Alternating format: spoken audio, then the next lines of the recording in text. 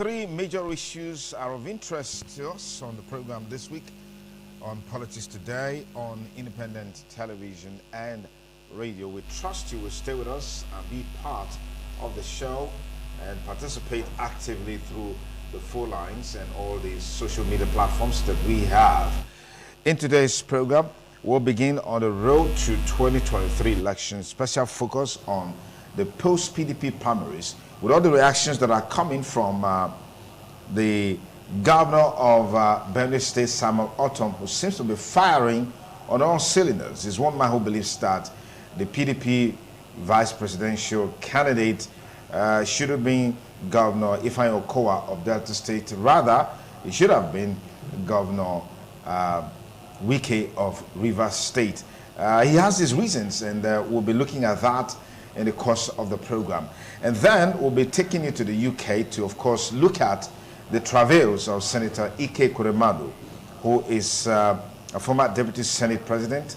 Himself and his wife, they are held up in the UK over allegations of alleged child trafficking and organ harvesting. These and lots more we'll be talking about on the show.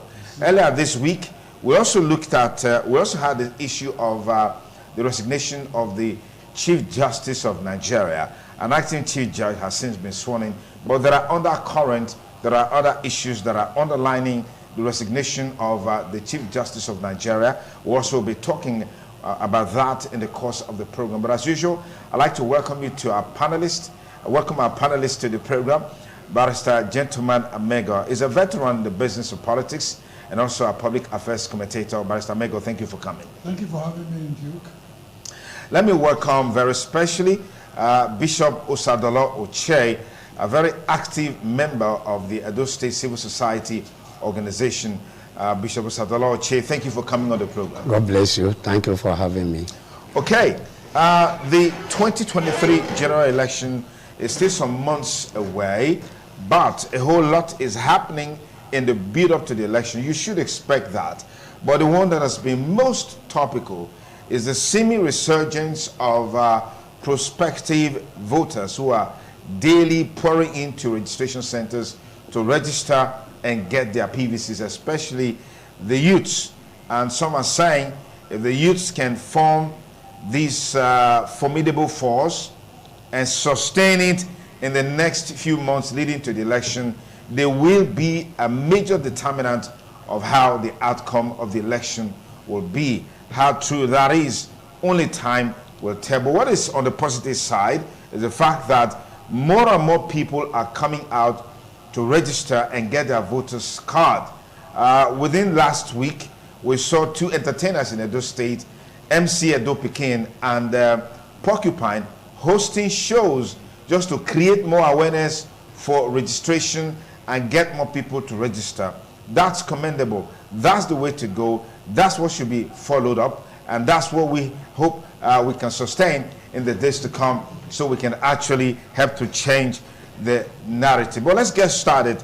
Governor Samuel Ortom has been firing on all cylinders, and since the PDP primaries got concluded, presidential candidate emerged, vice presidential candidate emerged, but he feels dissatisfied with the outcome of that primaries, particularly against the background that Governor Wike was not eventually picked as the PDP vice presidential candidate, against the background that some committee or a committee was set up by the presidential candidate to nominate or get somebody into that position. The committee met, sat, voted, and Wike won. He wasn't given, and then all of a sudden, Ifeanyi Okowa emerged out of the blues, apparently the preferred person by the presidential candidate. I like to get your perspective, because I remember very, very vividly, right here on this platform, you said that you were against Wike becoming the governorship, the vice presidential candidate of the PDP, and you gave your reasons. And true to fact, that came out just the way you predicted it was going to happen. Can you give us your perspective on what is playing now? Because that seems to be tearing the party apart, because you're talking about a man who has invested so much, given so much, stabilized the party, helped the party this long. Yeah, thank you, Duke. But the little addition I want to give to that is that democracy is for the government of the people, by the people, and of course for the people. Autumn is saying that 17 governors met, and 14 out of the 17 agreed that it should be wicked. So what I said earlier on will be jettisoned. But I still believe in that philosophy that when somebody is so close to you in any contest, you can't have him as your deputy. But for the 17 governors to meet, 14 out of the 17 to say they want wicked, the man should have bowed. He should have said, okay, let wicked be. And of course, you and I know wicked.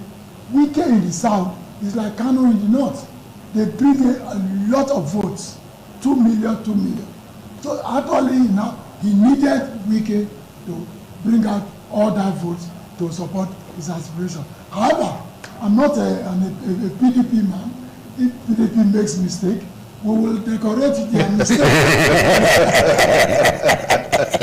We will decorate their mistake so that my party Progressive can win. Okay. So now that it's causing a lot of crisis, a lot of problem with them, so be it. We are watching and praying that the crisis to even deepen. So that on that day they wouldn't even have people on the field. Just go and vote. Okay. All right, Bishop Osabalote, let's get your take on this. Democracy demands that majority should prevail. Majority did prevail in the votes, but they didn't have their way. It's like minority that had its way. I mean, why do we always find ourselves in this kind of circle of turning democracy on its head? I mean, we look at the tenets of democracy, we love it, but we have our own brand of democracy, as it were. Yeah, thank you very much. You see, the law permits the presidential candidate or governorship candidate to make a choice for who will be the running mate. He has absolute right to make a choice and say, this is the person I want. The only mistake I see in the whole scenario is that he agreed that committee should be set up. Now that he agreed that committee should be set up, from what I read, I'm not a PDP, I'm not a PC, is that he consented to it, gave approval. The National Working Committee members were brought in, the governors were brought in, and some others, even some ex-governors. He should have agreed with what they recommended, since they voted, and the majority should have had his way. But unfortunately, he's the one wearing the shoe. He knows Wike more than maybe any of the 14 members we know. And he may decide otherwise. This man, if I put him as my deputy or whatever, vice, and we win, it may give me problem in the office. If that is his thought, he have a right, like from Foundation 1, the right to make the choice, to choose whoever he think he can work with, so that there be agreement and harmony in the administration. The only fault I saw in it is that he should have consulted with the committee, consulted with Wike before announcing that, I'm sorry, I saw your recommendations, but for this and this and these reasons, I will not be able to abide by this recommendation. I've decided, according to the position of the law, that I will make my choice. I've decided to make my choice for Okowa. There is nothing wrong in that. The mistake he made is not consulting before the announcement. So if you have chosen Okowa, I will congratulate Okowa for his being accepted as vice presidential candidate for the PDP. Yes. That's the position. So the question is, you raised the issue, or you started by saying that as the presidential candidate, he has the right to pick his running mate. Yeah. So if he knew ab initio that he was going to do it unilaterally, why constitute a committee to make a choice? Because that's why I said he made a mistake. He wants to have consultations. Yes, that's why I said he made a mistake. Yes. That was a fundamental mistake on his part. Yes.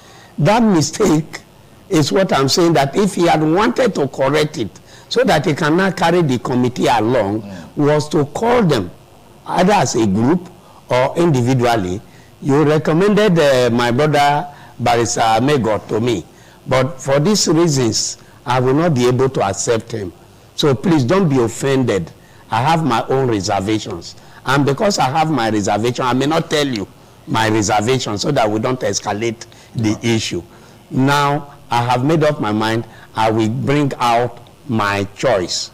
He has that right. But he needed to carry them along in that perspective. He needed to tell them so that they will not feel that they are disrespected.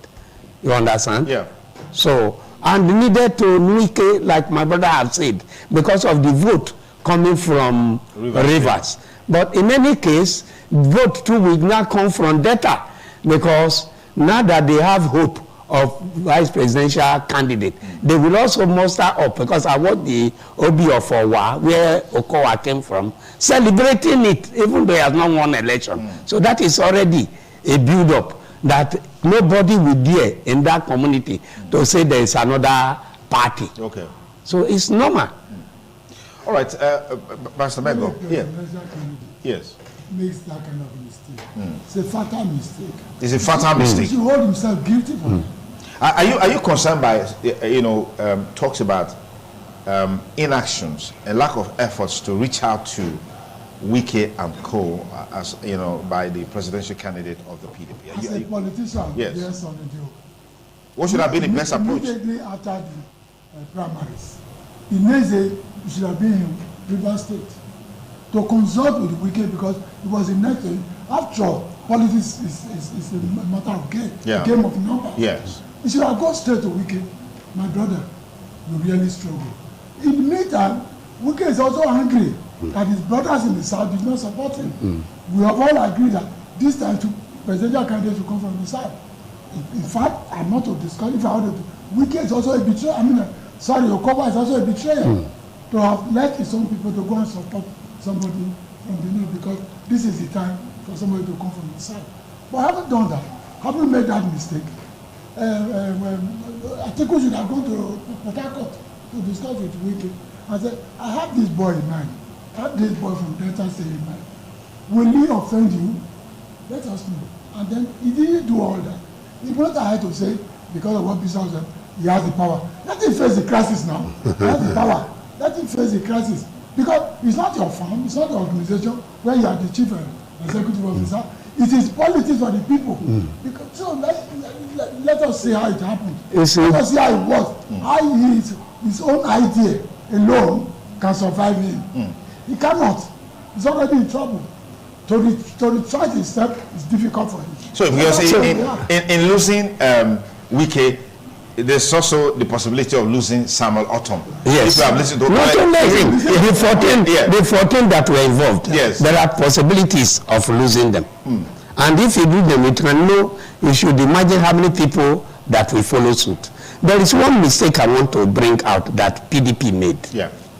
Now, it was agreed in Asaba that this time around, both PDP and APC met and said power should shift to the south. That in 2023, the two major political parties should present presidential candidates from the south. Now, the south now decided to sell out and gave the ticket to Atiku. That was the beginning of the threat. Are you hearing me? If they have insisted, supported Okowa, let Okowa win or lose, they could have gotten an applaud. But Okowa did he contest? Are you talking about Wike? I'm with Wike. Okay. That whether he lose or he win, they could have applauded them. That at least they kept to their word. Then it could have become a threat to the north. And if they have stood their ground, Middle Belt will follow suit to support them. Because it was just minimum from Sokoto that Wike so trusted the Tambua, and you know what played out at the dying minute. He now withdraw deals right there and call his delegates to support Atiku. It's a serious betrayal and threat. So this is a gale of betrayal for the South, as far as this yes. Exactly, sir. Exactly, sir. Okay, if you just join us, it's still Politics Today on independent television and radio. Beautiful Saturday morning. And as usual, our studio line will be open in the last quarter of the program, so you can call and be part of the discussion. But in any case, you can also send your contributions and comments to our Twitter handle at ITV Radio NG. You can also follow me on my personal Twitter handle at Duke Okosin. If you post a comment right there, we'll share it in the course of the program. Okay, so let's scale up a little bit as we take you to the UK. Since Thursday last week or thereabout, former Deputy Senate President, Senator Ike Kuremadu, and his wife, they've not known peace, all in an effort to salvage the ailing situation of their daughter, Sonia. They made effort to get someone to donate kidney for the daughter. That person, like we already know, is there in the public space, eventually sold them out. That seems to be the impression that we've gotten. They're already in the UK facing prosecution. But just yesterday we heard that efforts are being made for the case to be brought back to Nigeria. I don't know how that is possible, but Barrister Amego is here.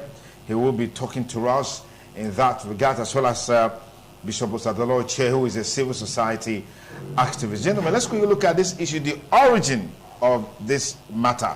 I saw it in the social media, the backlash, the criticisms, the anger against the senator and his wife has been very, very strong. And I've said this at times, a number of times, that in all of this conversation, no one seems to be really concerned about what the person who was supposed to be the beneficiary is facing right now. I mean, the state of our health, the state of our condition, both mentally, physically, socially, and otherwise. Barrister Amego. Yes, sir. You see, when a situation like this arises, you just see people criticizing, looking at the matter very narrowly. As far as I'm concerned, what did Ekweremadu do that people are not doing today? People are harvesting parts of their body to save other people. People are paid to come and harvest and be paid. Wives give their husband, husbands give their wife, friends donate to their friends so that they'll be alive. People have been doing it. And so what is the strange thing that Ekweremadu did? Because it involves his daughter. Yes, if your daughter is sick and you find somebody else who can make donation to save her, why not? If not.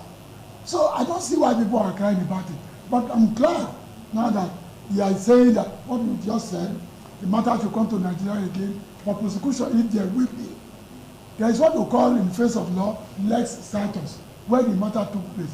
The discussion took place in Nigeria, and the matter must be discussed in Nigeria. All the hues and cries about British people and Nigerians are not right. Not just right at all. People have been doing it. People have been going to India to donate kidney. What is strange in Ekweremadu doing it? So if you agree to, I'll pay you 20 million, for example, we read that, and you are ready to donate, then you could be committing suicide because you may not survive. But if you survive, glory be to God. You are aware, well as I am on the college, so many people are donating. Yeah. Wives to husband, husband to wife, cousins to cousins, everywhere. There is no law against your own private understanding of a situation. So does it make sense that it looks like he preyed on the poverty or the inadequacies of the victim? No. I don't see it that way. The man, the young man who agreed, is more than 21. He has his head over his shoulders. He was one of the Yahoo boys. What they do and collect money and go away. He had his own mind to decide to give or not to give. And before he left Nigeria, he agreed to give. And when he got there now, when he drove around, he now changed his mind and reported Ekweremadu to the police. And the police are very excited because it is Ekweremadu. If it was somebody else, very low in the society, nobody will make nothing. But you know abroad, everybody is equal before the law. Even British people, yes, because they know it's a senator, they are so interested.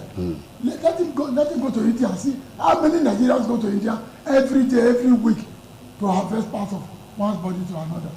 The only problem one could trace to Ekweremadu is that as a highly placed man, what effort has he made? Who has he spoken to that we should develop our health sector. As health sector is not developed. He was the deputy Senate president for many, many years.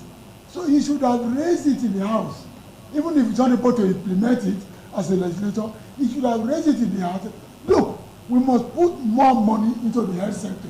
So that, at one time, a few years back, India and Nigeria were in the same platform. We were third countries together. Today, India has gone ahead of us because we are like a Jessica in what we are doing. Unfortunate. This is very unfortunate. Okay. Ebole Madu has not done anything that people have not been doing. Bishop Osadolochi, what are your misgivings about the plight of Senator Ekweremadu? Ekweremadu is a victim. He's a victim? He's a victim. Oh, he is the victim? Yeah, he is. Not the young guy? No, he's a victim of circumstances. And why he's a victim is because he has been taken to the public court to be judged. And the public court have found him guilty even without going to the normal court. The reason is that the health sector in Nigeria have been destroyed and abandoned. So if he has contributed, like my brother said, to developing the health sector, he couldn't have gone to London or England for such, or UK for such a treatment. That is now a tourism. That thing could have been done here in Nigeria. That is what the public is angry about, that everybody writing against him is now adding salt to injury. Again, like Barrister said just now, the jurisdiction of the offense is Nigeria. And from what we read and the letter to the embassy shows that it was not done in secret. There was consent by the man or boy who is over 21 years, that this is the implication. We want to take your kidney to be able to help my daughter. We will pay you so amount if you agree. Nobody has been able to tell us that Ekweremadu had a gun and he faced him with a gun. If you do not agree, we will kill you. Right? If that was not done, that the boy volunteered and they accepted the money negotiated and he was paid, because if they did not pay him, he will not travel with them. Passport was obtained, visa was obtained for the purpose of going to donate kidney to save their ailing daughter. So I did not see any offense that Ekweremadu have committed in the eyes of law. But in the public court, is guilty. So, he's guilty as charged. As charged in the public court. But when we come to the law, the boy have consented. What played out is that, so this is a ward where I'm in one small hamlet. I'm no longer going back to Nigeria. Now that they have told me my kidney cannot work in the body of the daughter, I thank God, at least I've been paid. Now, that is my money. Oga brought me here without my consent to come and harvest my kidney. That is also a lie that need investigation because of documentations of how did he get a passport, how did he go to embassy, how did you get visa, how did you pay for flight, how did you enter the flight, how did you arrive, which hotel did you enter on arrival, and where did they take you to? When they were taking you to that hospital, did they tell you are taking you to a guest house? If it is hospital, you are not sick, why did you not ask questions? So if these things are there, Ekweremadu will return home, he's not guilty. So I discharge and acquit him. Okay. It looks like you're not the judge. Yes, I'm the judge here. In the court of public opinion, yes. This matter. Anyway, but let's get back to you, Barrister Amego. You raised something a while ago that because of the status of Senator Ekweremadu, that seems to have been the reason for this disposition by the British prosecutors towards him. But we know abroad, unlike in Nigeria and several other African countries, in the face of the law, everyone is equal. And issues that relates to highly placed individuals are taken more serious to serve as a deterrent to others. So what do you make of that? Against the background that the initial information that came out was that the boy claimed to be 15 years old. And you know, in the British system, this is criminal. Child trafficking is criminal, which is, of course, and then slavery, modern day slavery is criminal. Not talking about harvesting the organ of a child that doesn't have, it doesn't fall within the age bracket to be able to decide for himself or herself. So let's look at that issue one more time, because you seem to have the feeling that, okay, it's probably because of it's a Kuremadu status that has attracted the kind of attention that the British people are giving to him. Well, I know, sir. What you are saying, sir, you know, as much as all of us know, what is the origin of Black Lives Matter? Black Lives also matter. You know the origin. Because when the white guys over there in America will begin to ill-treat, maltreat, reduce, suppress everything about the black man. Look at another case now, recent case. Robert Kelly, Arrow Kelly, has been sentenced to 30 years. If it was a white man that committed the offense, will you sentence that good dancer, that musician, to 30 years in jail? 30 years plus his age now, it's well over 80 or so. So that is to tell you what a white man can do. When a black man is progressive... You are bringing an element of racism into this conversation. Yes, there is. It's there. It's there. That's what I'm saying. And that's what I want to establish. If it was a white man from Nigeria, he would not be so treated. They are refusing him bail. 2 or thrice I have done to... They continue to... Even when you know that the matter is leg citus, the matter is coming to Nigeria for prosecution, if there will be. Why are you still refusing him bail? What has he done? You say, if it is, oh, this man is a senator in Nigeria, because every person in Nigeria is suspect. Every person in Nigeria is corrupt. These are the people killing Nigeria. So they are going to humiliate him. That's how they humiliated Arrow Kelly. That's how they want to humiliate. So many presidents in Africa are being humiliated when they go abroad. Because the white man thinks they are perfectionists. They are perfect in all that they are doing.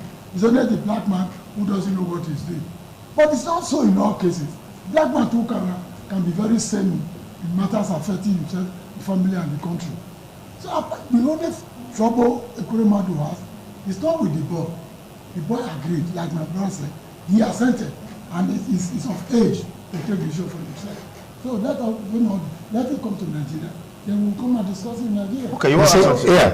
Yeah. Yes. You see, we all have international passports. Your international passport carries your age, the date of birth. So if the date of birth is more than 21, as printed in the passport, how can they reduce it to 15? The boy reduces it by himself. It's not possible, because it was not him who paid for the passport. No, he wasn't. So if it was not him, Kuremadu should be able to know the implication of carrying a minor. And a minor's kidney cannot fit into An adult adult kidney. All right? Even though they say come to the conclusion that the kidney did not fit in. So It was the first one whose kidney didn't fit in. So this boy just refused. Okay. So if that is the position that he has a passport, they should look at the passport. Okay. All right. We'll go on a last lap of discussion before we open our studio line so you can also come. I just want to raise an issue.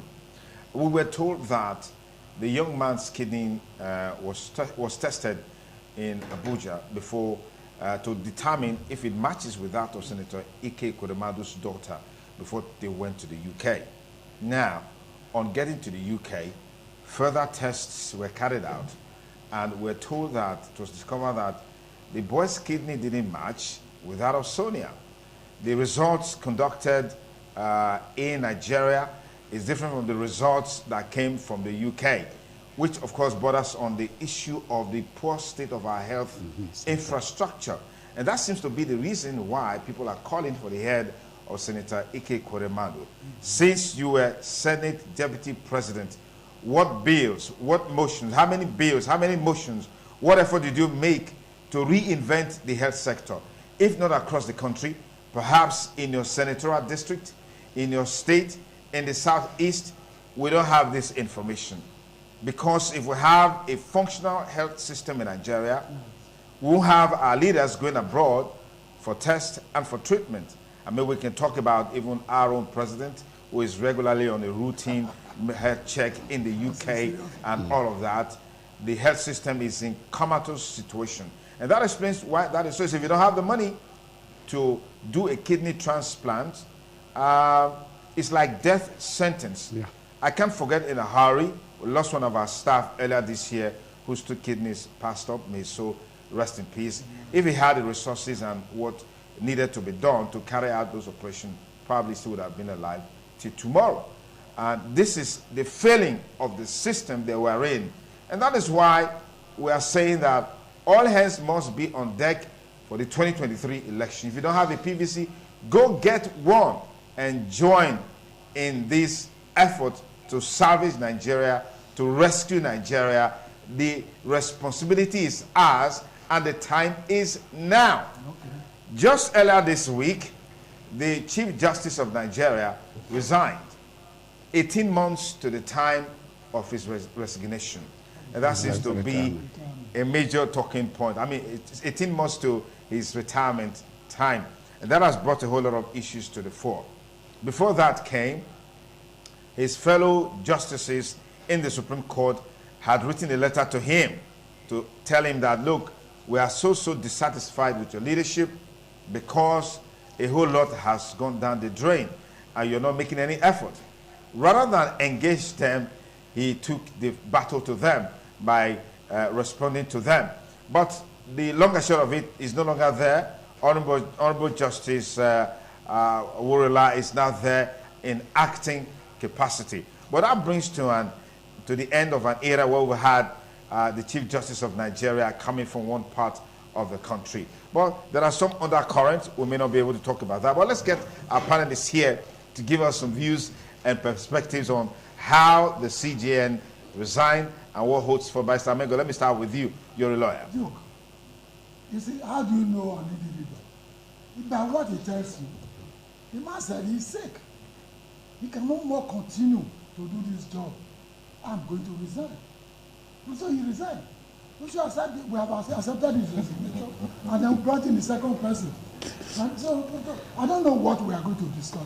People have, when we say in law, those who are far must prove. That's those who are alleged must prove. Those who are saying he's corrupt, he has done that, he has eaten that, prove that he has actually done that. But let us give him time to recover. The man is sick right now. We should not facilitate his death. Let us leave him quietly to be fully recover. But if he doesn't recover fully, God accept his soul.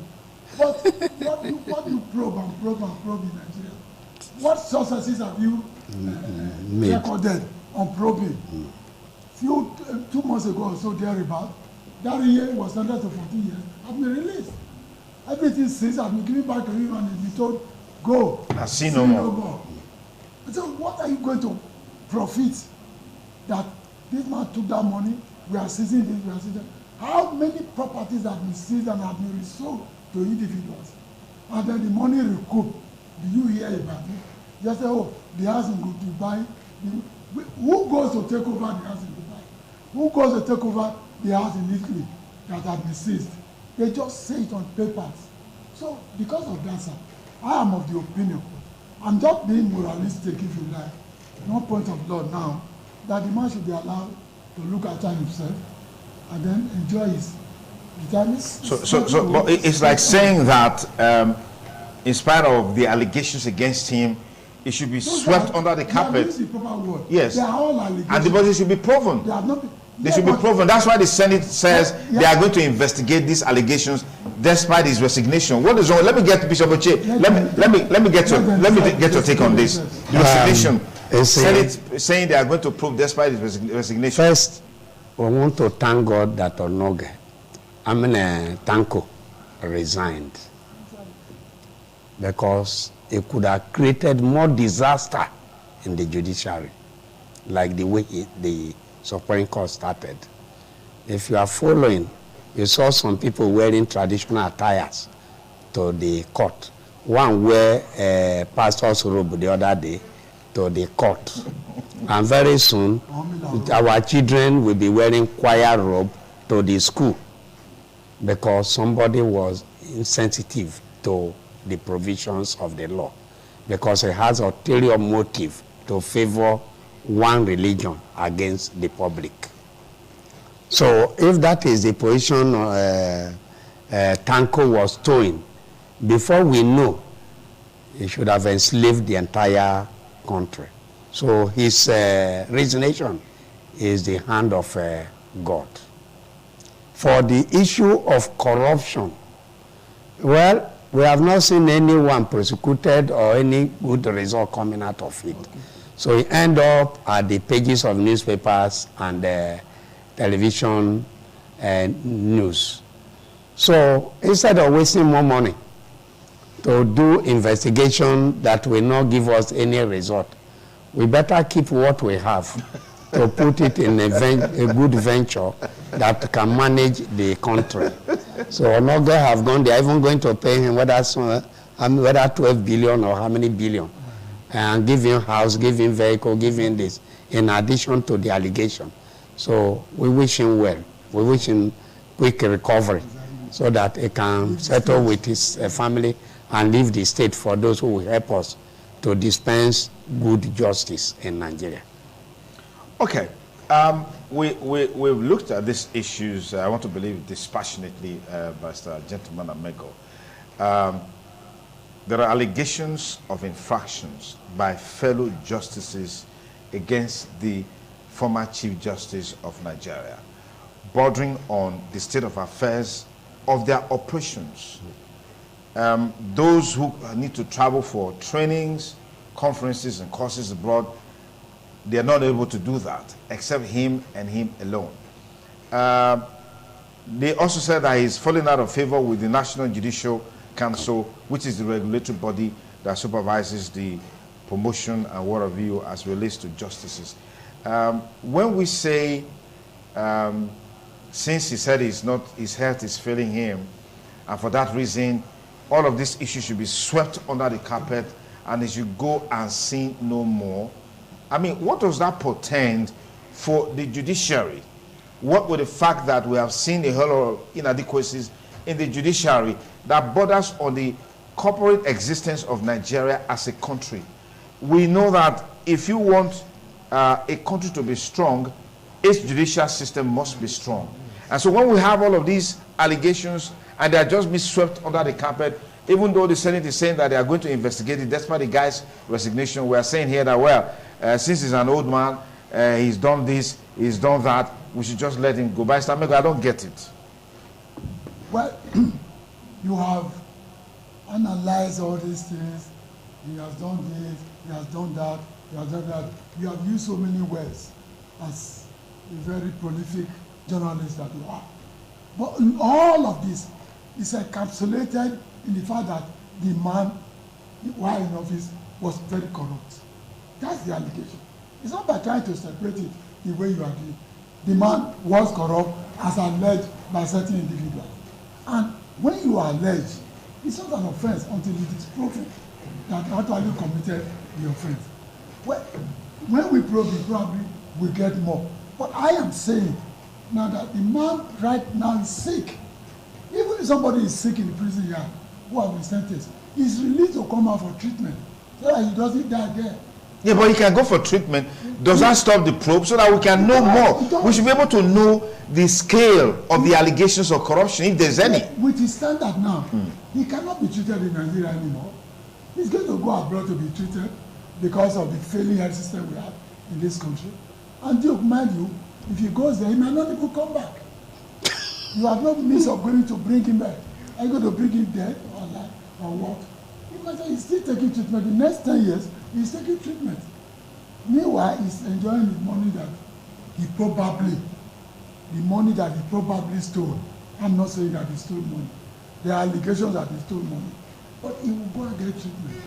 For goodness sake, Shakespeare once said that life is a walking shadow. He said he was on the stage, and at the end, he comes down from the stage. So, the man has finished his job on the stage, he has climbed down. Whether you want to say when he was on the stage, he made some terrible mistakes, Let's leave that to his conscience. I also understand that some of his children are members of the National Assembly or House of Assembly. Well, to God be the glory. Please, he's sick. He has told us he's sick, and he actually looks frail.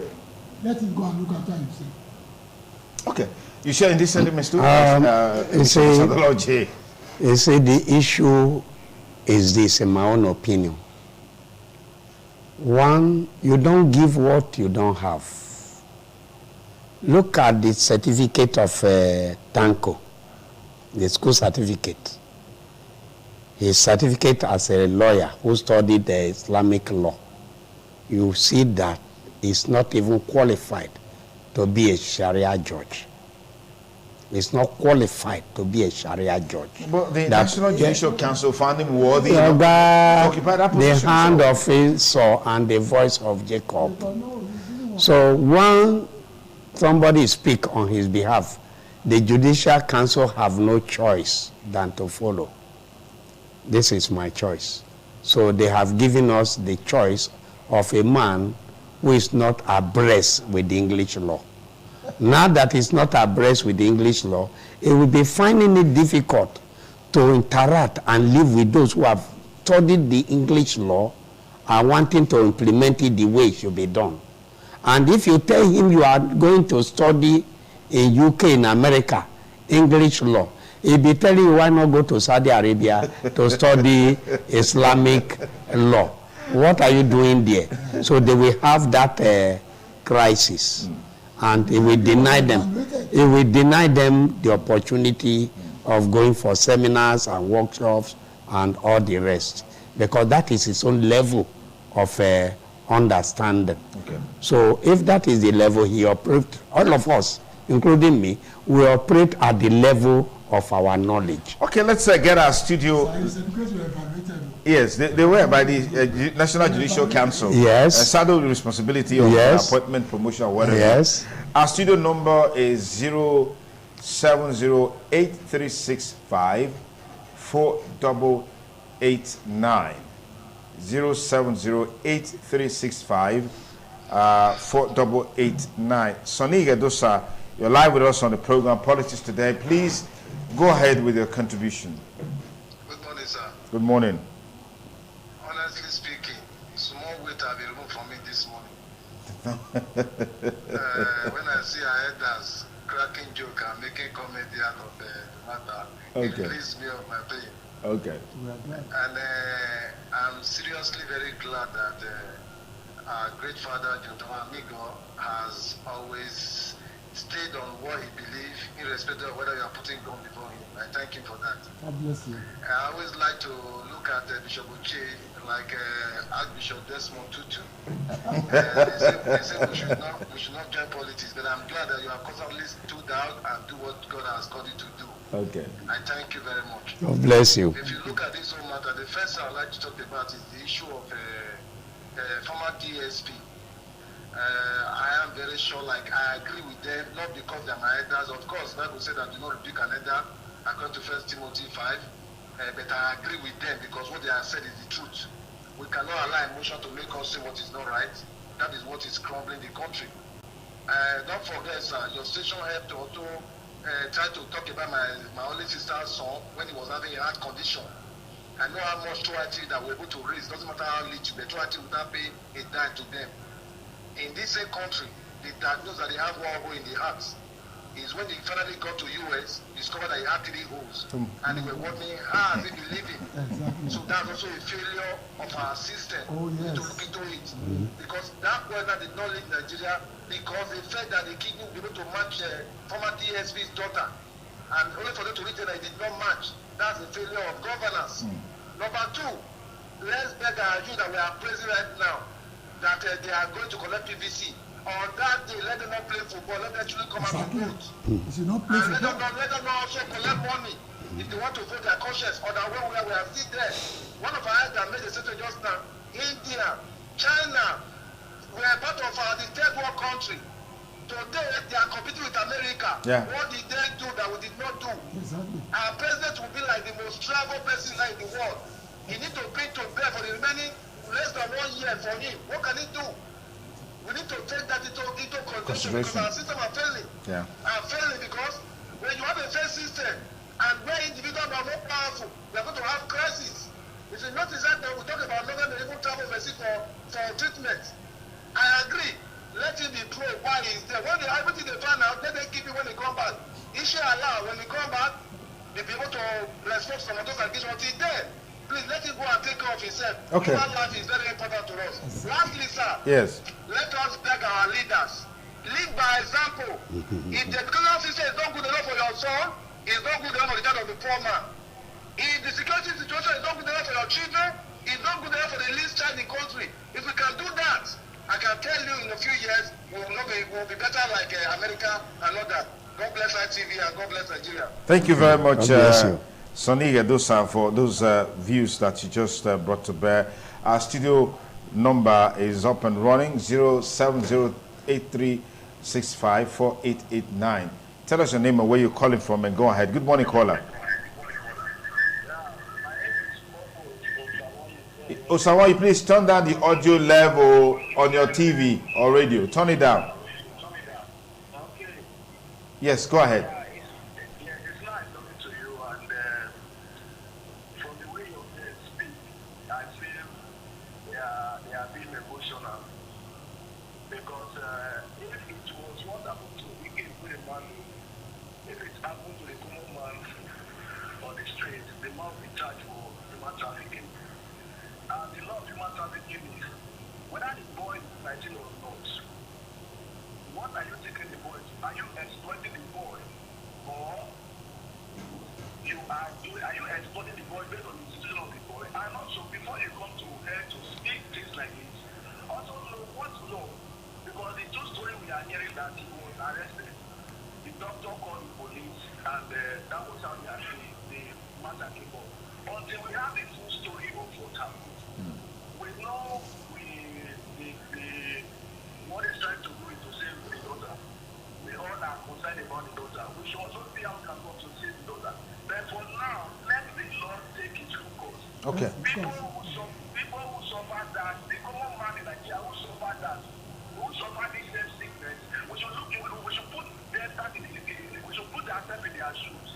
You cannot say you are exempt state. You are taking somebody's child to abroad to exploit that child, and you are saying because the boy pulled out of his thing. What thing? There's no evidence of his thing.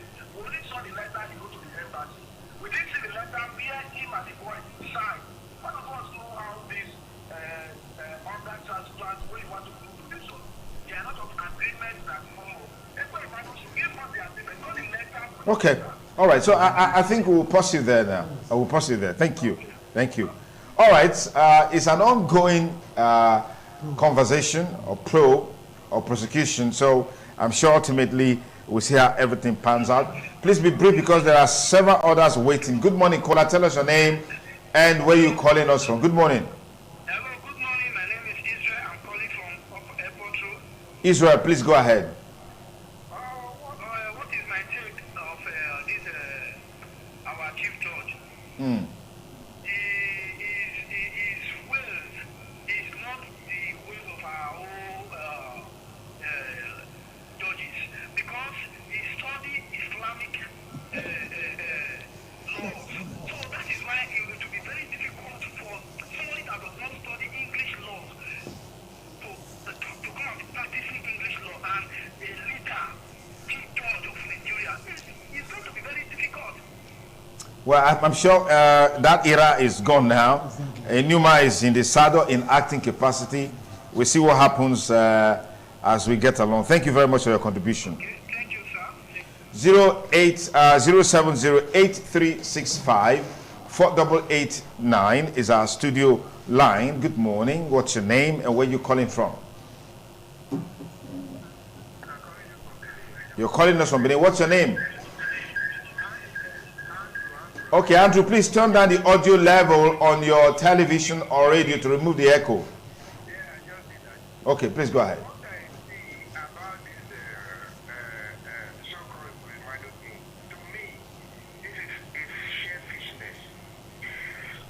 though the boy indicated do not match,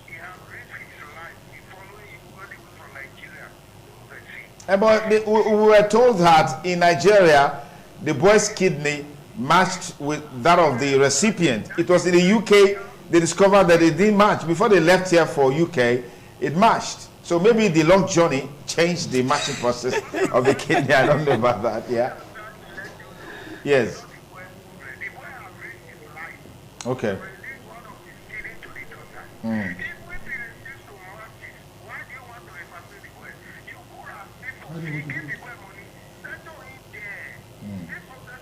But Senator Ekweremadu is not the owner of the UK. The process that what the documentation shows that he is going there for a purpose. Now the purpose has not been realized or is no longer feasible. He's supposed to return back to the country where he came from. That's not Senator Ekweremadu's problem. I'm not trying to hold brief for him, but that's just the reality. Yes, I'm listening. What makes you think he would have repatriated him back to Nigeria? After the operation had been successfully done.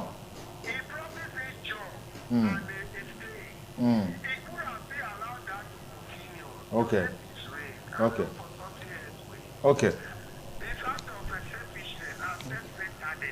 All right. Thank you. One last call from our viewers and listeners. 07083654889. That's our studio number. You can dial it right now, right away, and be part of the show. Hello, caller. Good morning. What's your name and where you calling from? You are last caller on the show. Good morning. Tell us your name. Okay, I appreciate if you just speak up a little bit. This is your bedroom voice. It looks like you are still sleeping. Okay. Okay, please go ahead. Yes, go ahead. My take on this is that Ekweremadu should be allowed to pay for answer for his wrongdoing. Okay. Because nobody has shown us the agreement reached with this child before he took it UK. for arrest. And if things went well as it will, I don't believe that hearing this. Mm-hmm. When the organ, we find out it cannot be, it's not trying to return it back to Nigeria.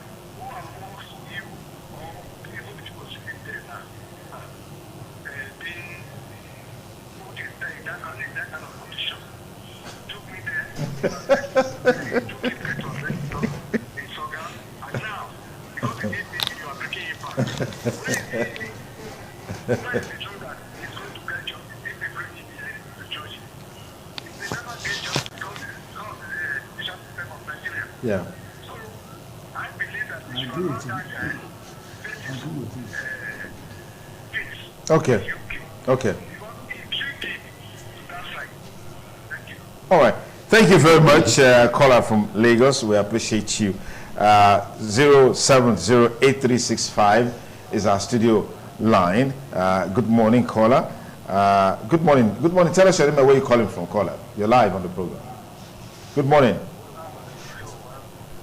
Okay, Pastor Sonwa, go ahead. Yeah.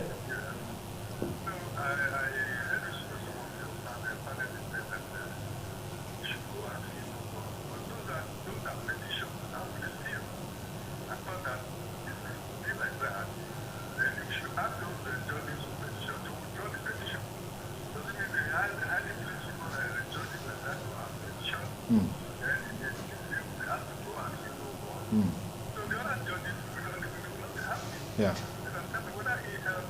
Yeah.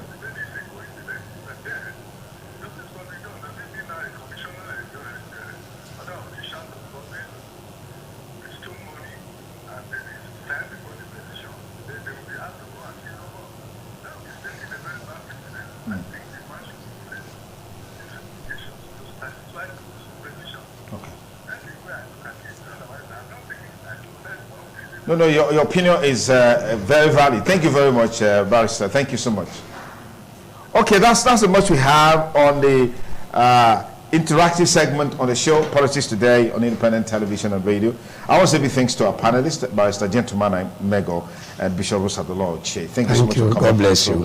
Thank you. Okay, next week will be another date. We'll be here again to talk more on the program. Till then, stay blessed and bye for now.